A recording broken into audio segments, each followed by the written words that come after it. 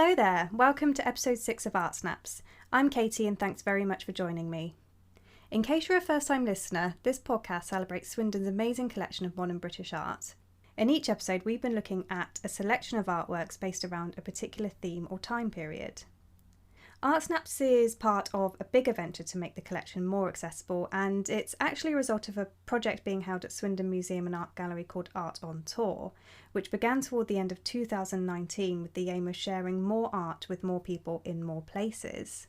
And we had loads of Art on Tour engagement and education work planned for the project during spring and summer this year, which is sadly cancelled or delayed due to the COVID-19 pandemic.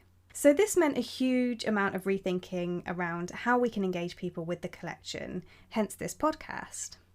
However, one of the things that did happen before the lockdown was the opening of an exhibition of work at Swindon Civic Offices, which brought together 18 artworks which demonstrate the variety and quality of Swindon's collection.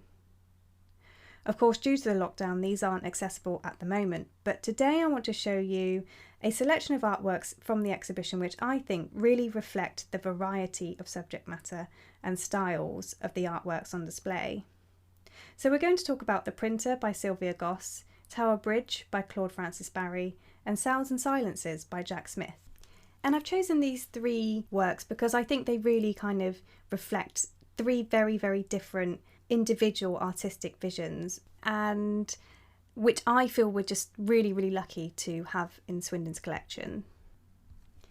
First, we're going to look at the earliest piece, which is The Printer, which was painted by Sylvia Gosse in 1915. At over 1.5 meters high, it is quite a large piece which is dominated on the left-hand side by a figure of a woman, and on the other side is a large printing press, and hanging above them are a number of etchings hanging out to dry. The piece can be viewed as a celebration of Gosse's work as an etcher, and I think this celebratory spirit is reflected in the size of the painting, which indicates her high regard for this subject matter. And it also comes through in the figure, whose face is covered by her bowed head and whose body is tensed at the press, demonstrating the strength, concentration and dedication required in the art of etching. And it's tempting to see the woman as a self-portrait, but we know that in fact Gosse had a model pose for her here. Having said that, there is a clear autobiographical element here, as the painting does in fact depict the inside of Gosse's Cumberland Market studio in London.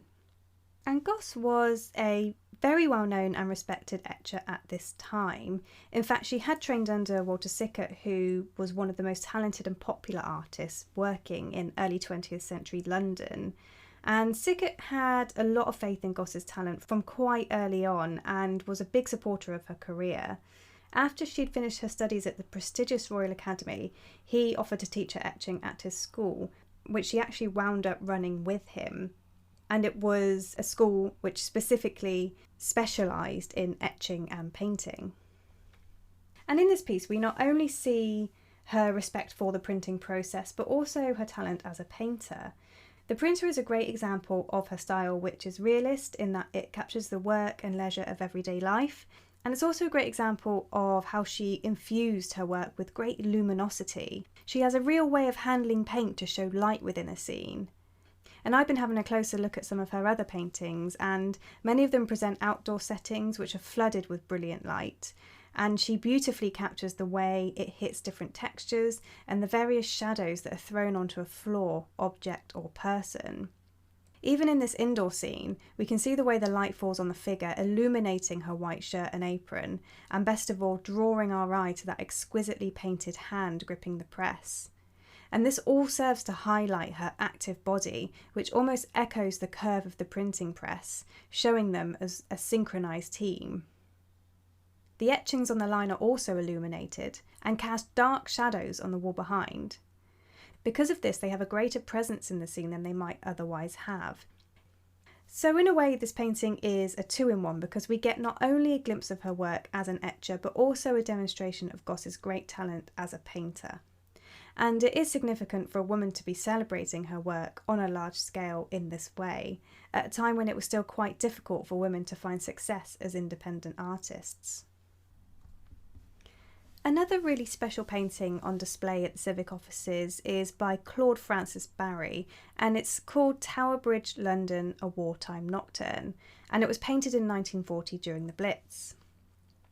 Perhaps the most striking thing about this piece is that it was painted in a style called pointillism, and this style, which was developed in France in the late 1880s, involves painting using small dots of colour in a pattern to form an image. So when you look at this piece up close, you can see hundreds of tiny dots, but when you step back from it, the image comes together in a coherent whole.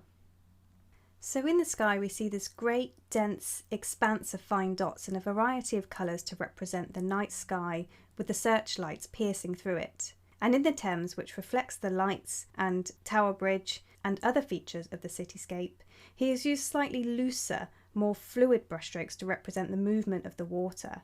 So we can really see that change from sky to water in the change in his technique.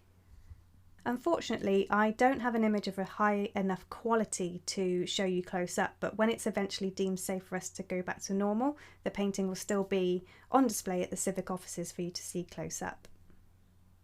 Of course, the other striking element of this work is the subject matter. As I said before, it was painted during the Blitz in World War II, and it is dominated by the sky, which is illuminated by searchlights and littered with exploding anti-aircraft shells. And of course, situated toward the centre of the image is Tower Bridge, which is silhouetted against the floodlit sky, looking rather majestic and fortress-like. The title, A Wartime Nocturne, makes reference to a series of atmospheric paintings of the Thames by James Abbott McNeill Whistler, which are called Nocturnes.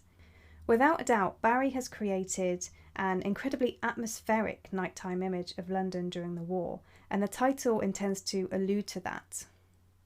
So there are many reasons why this is such a popular and well-loved piece of art in Swindon's collection. It's got that imposing atmosphere, a really interesting technique, and of course the historical interest as well. And it's really sad that a large number of Claude Barry's works were destroyed during World War II, during a bombing raid. So Swindon is really very lucky to have this particular piece in the collection. Finally, I want to talk about this piece by Jack Smith, who is a really interesting artist for the way his style changed and developed.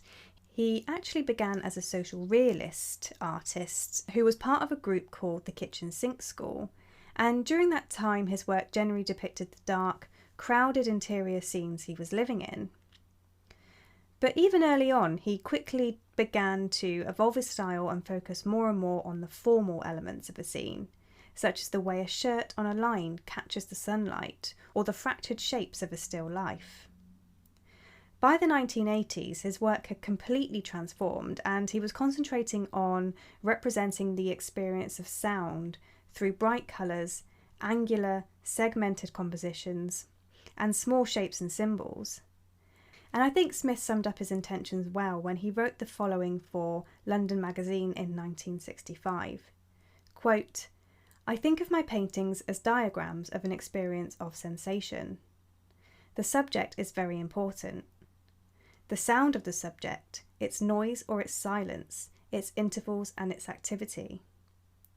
When I talk about the sound or the music of the subject, I'm not always thinking in terms of symphony, but groups of single notes." Unquote. So Swindon's piece, Sounds and Silences, is all about trying to capture a sound using visual means, and I think that once we understand that, the different ranges of noise within the work become more evident. It could be that the clear triangles represent silence, and those filled with shapes and colour show loud, vibrant sounds. I'd like to end this episode by mentioning that if you have a family at home, another way to appreciate the work is to have a go at our Sounds and Silences art bursts, which helps children explore the work and suggests a number of fun activities which link sound and visual art. There is honestly so much to keep you busy with this and all the other art bursts we have available through Art on Tour, and they can all be found on our blog, which is www.swindonmuseumandartgallery.org.uk/artontour.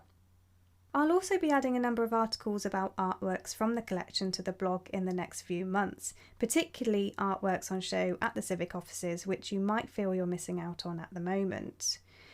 For now though, as always, I hope you stay safe, happy and healthy, and look forward to bringing you the next Art Snap. Thank you for listening and bye for now.